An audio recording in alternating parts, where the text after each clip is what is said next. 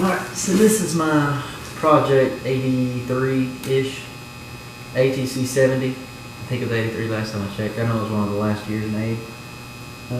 I got this on a trade.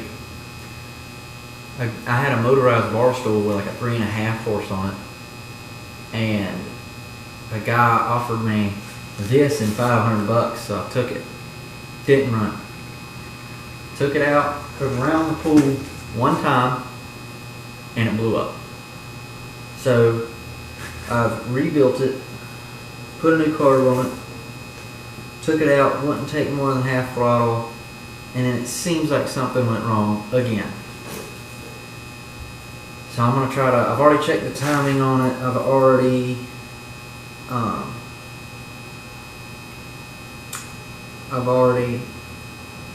redone the valves, relashed the valves. So now I'm guessing it's something in these fuel lines, which I'll show y'all. This tank is completely rusted out. I'm just going to dive back into it again, see if it's weak spark, what's going on. It would not take any high RPMs. So, yeah, let's see if we can get it running tonight. Alright, so first thing we're going to do is we're going to check to see if there's fuel in this bowl, or getting to this bowl. Because as you can see in there, it doesn't look too hot. You see all that moving around in there? No good. No good. So that's definitely going to be an issue. So we're going to crack that right there. That screw right there and see if some fuel comes out. Because you need one of three things. Well, you need one of three. You need three things for an engine to run. You need air, you need fuel, and you need spark. Now you can modify all of those and make it not run, but those are the three basic things you need in order for this to run. So let's take a little crack here at this. Should see it come out that tube right there. And there she goes.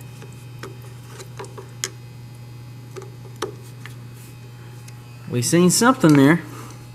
So next thing we get to check is spark. Now I know this is probably not going to run, but we're just going to go through all these again, clean this out, see if she runs.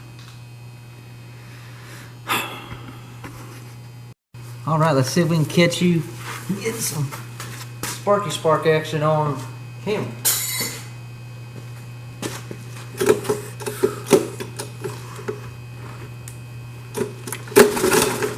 Oh, she fell down.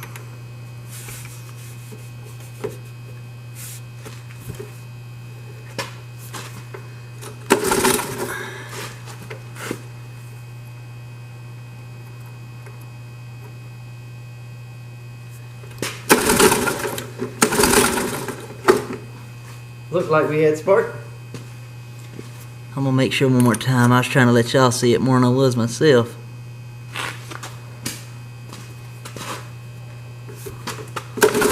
Oh yeah.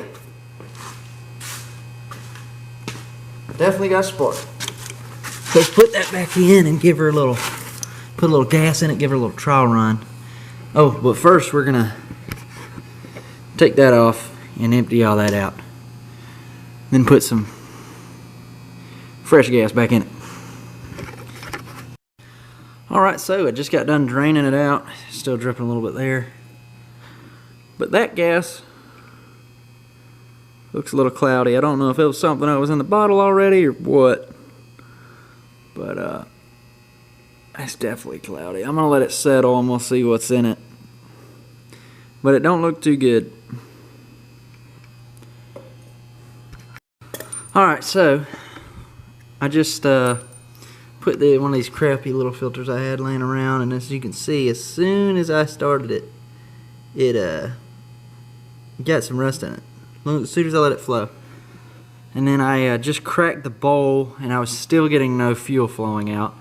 So I'm about to plug these lines, pull these lines off and plug them.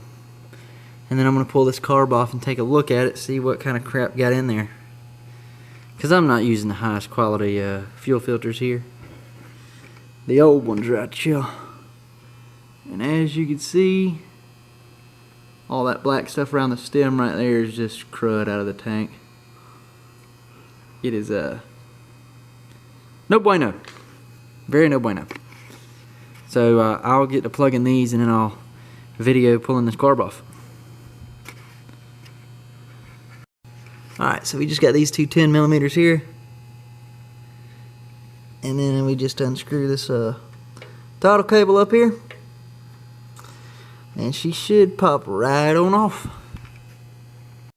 Alright, so I probably lost a couple brain cells getting that out. Or getting that out with that gas right there. But you can see my brand new carb is already varnished. I don't know if that was just from sitting or... well, it's most definitely from sitting. You see it's already started to discolor the float. That jet's clogged right there. That jet's clogged right there.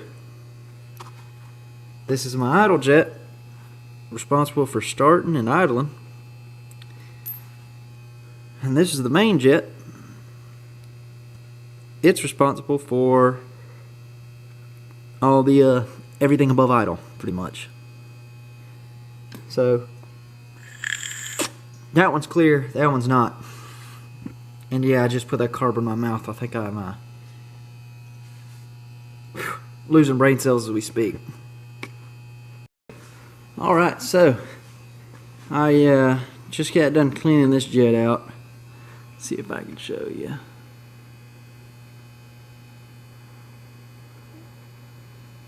You see it. I did it a couple of ways. I tried to do the old school trick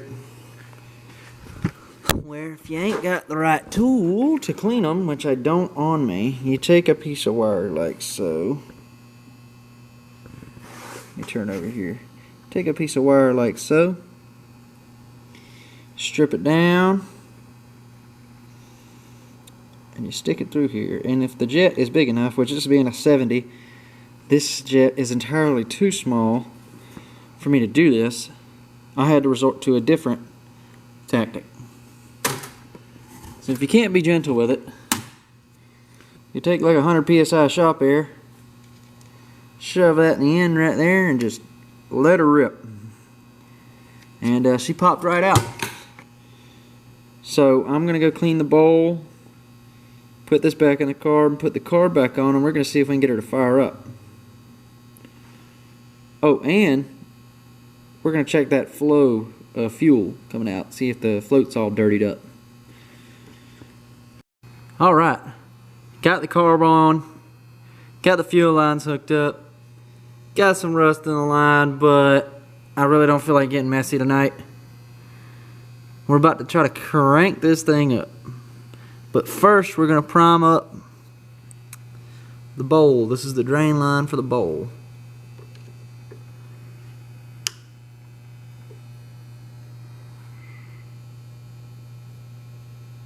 Let's see.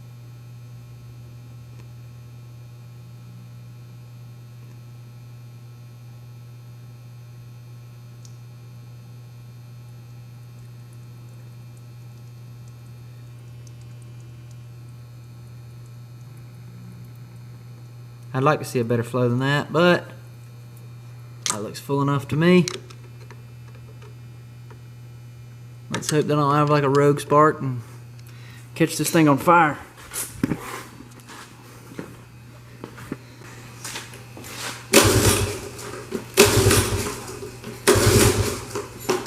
Let's go ahead and turn this choke on.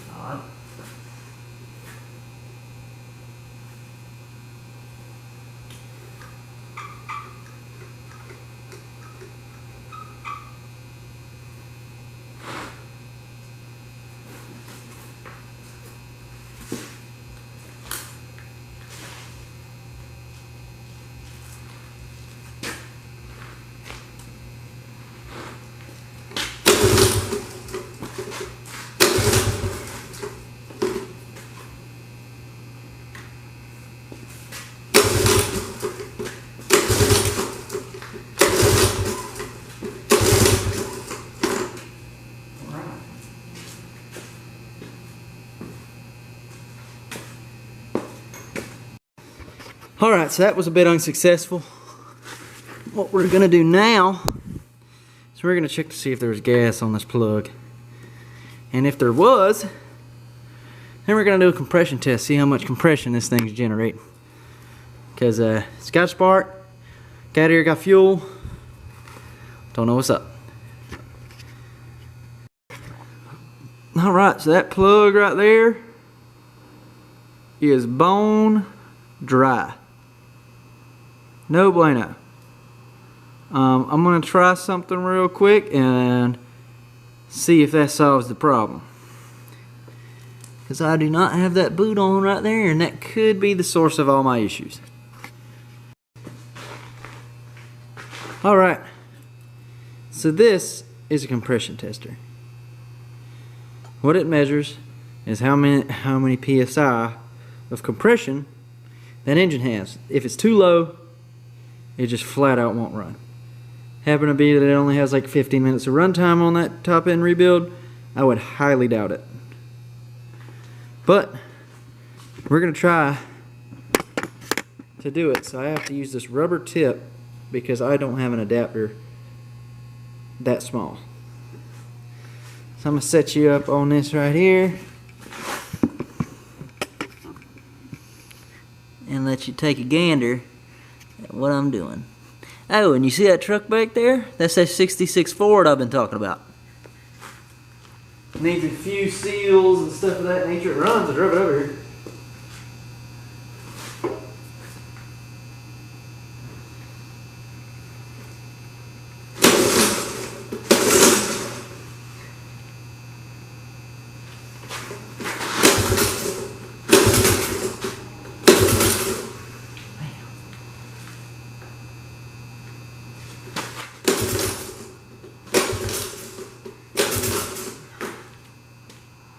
Well, hate to say it, I'm going to have assistance on that one. I did manage to get it up to 60, but that's nowhere near enough.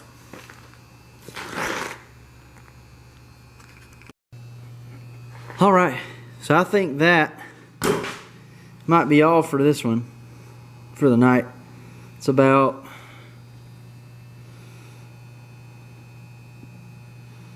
$7:59. About 8 o'clock.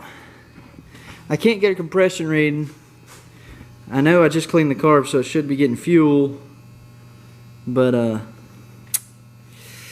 no fuel's getting into the cylinder, so that's no bueno. No good, no good. I'll show y'all this while I'm here.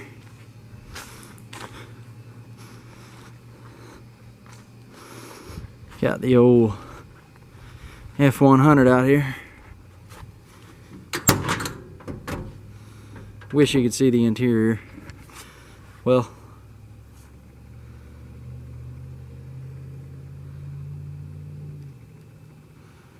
she's alright. Starts up.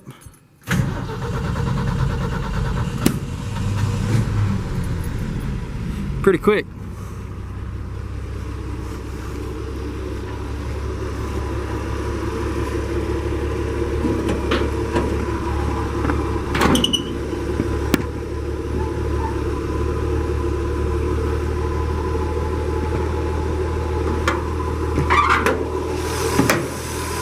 Got a 300 inline in it,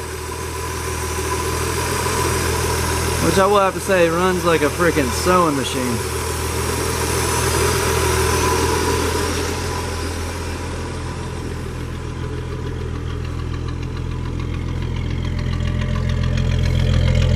Listen to that thing. So yeah, I'm already doing like all these window seals. They're supposed to be there. You can see one on the inside a little bit. Be doing those, these. Gotta fix that. But as you can see, all these window seals are gone. It's also a whole lot of air rushing into the cab.